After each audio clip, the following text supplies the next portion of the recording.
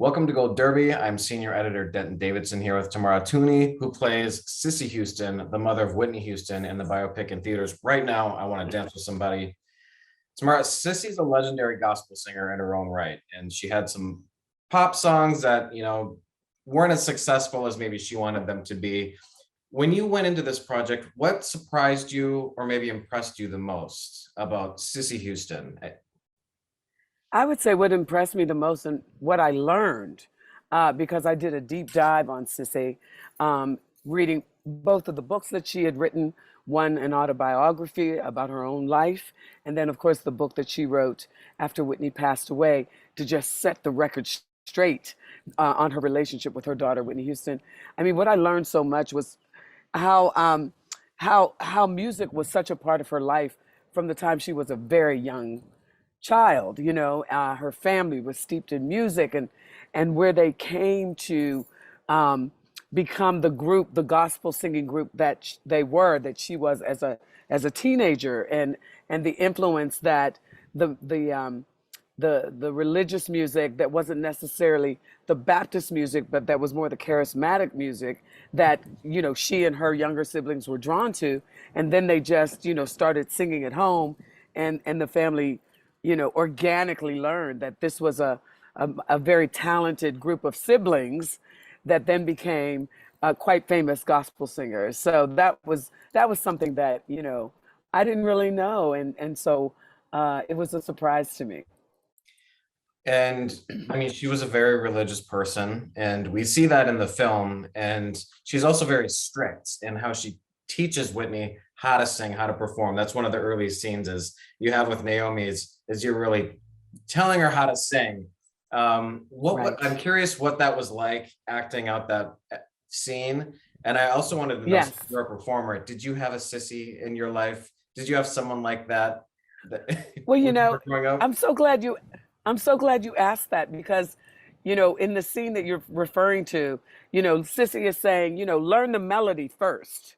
Yeah. And then you can do all your flourishes and all your riffing and all your thing. But it's about the melody, and that is the foundation.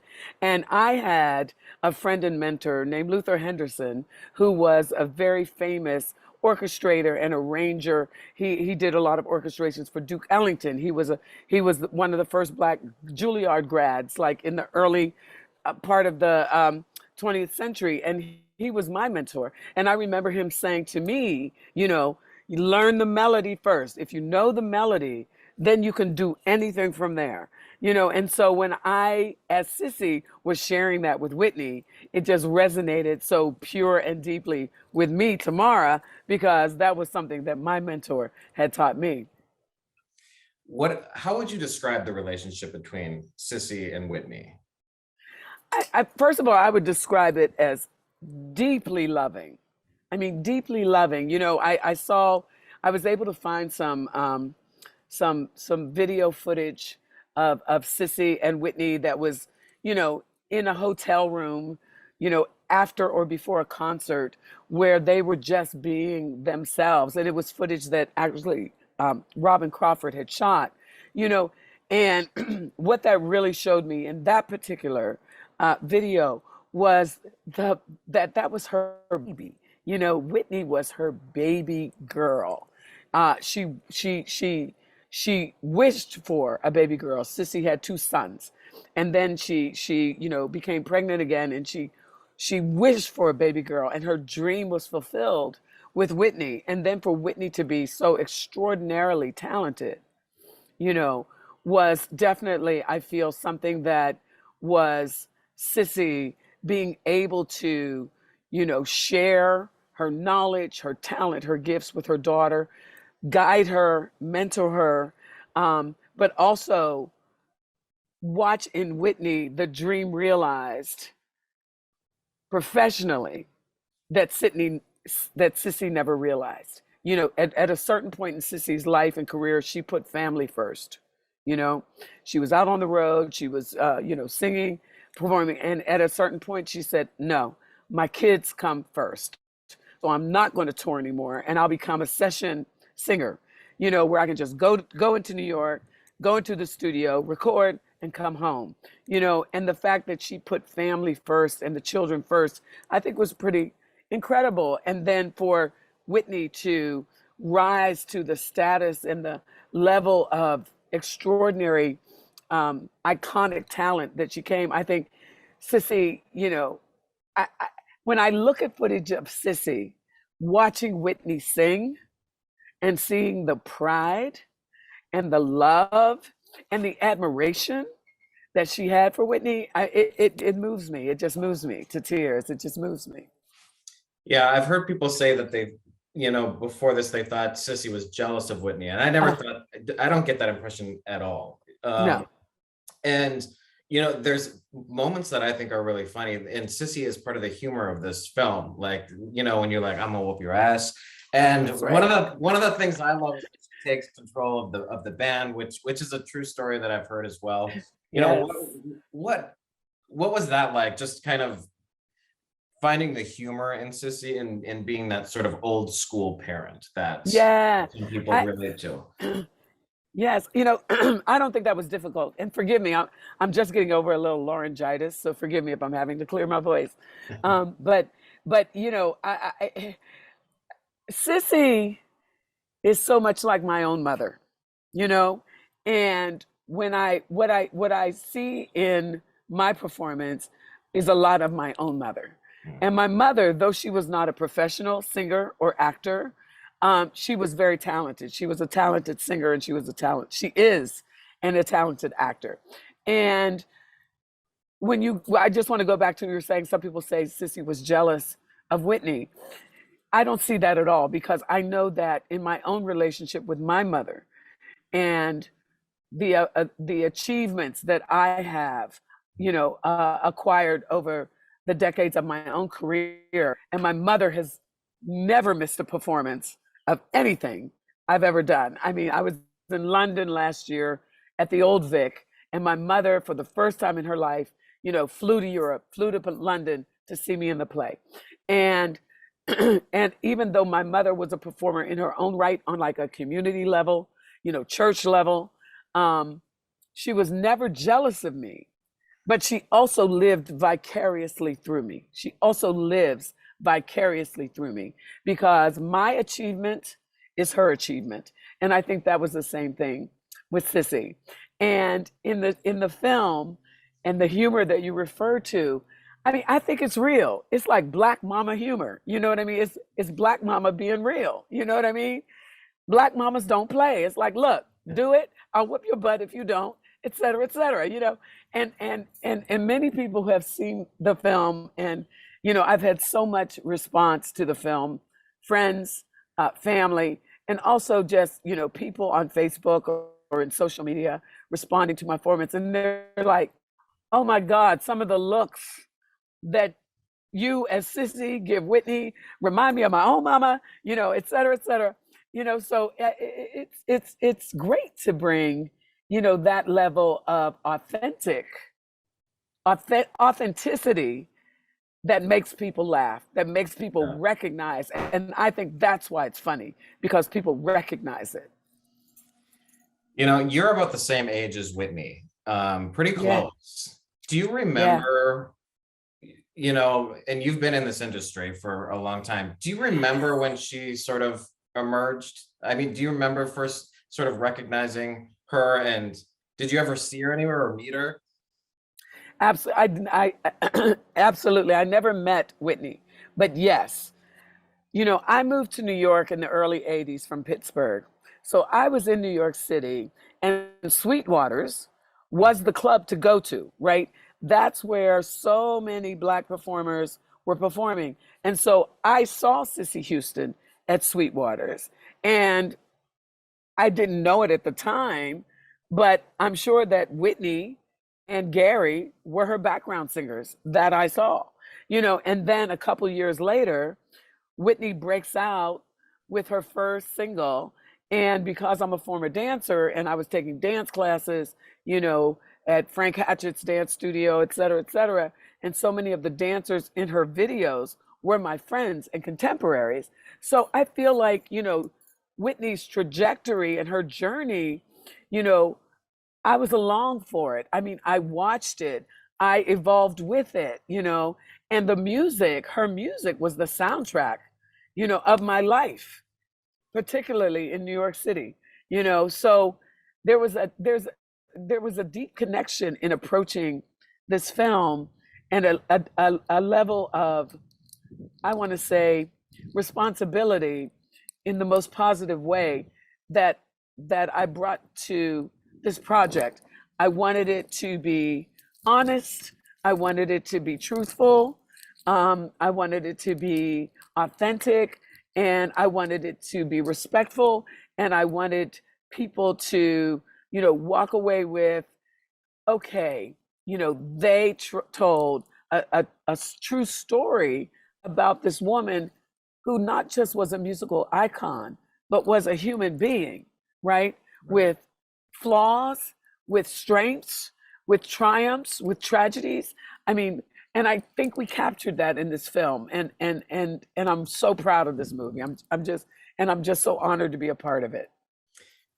Can you talk about Naomi Ackie and working with her and what it was like to watch her transform before your eyes?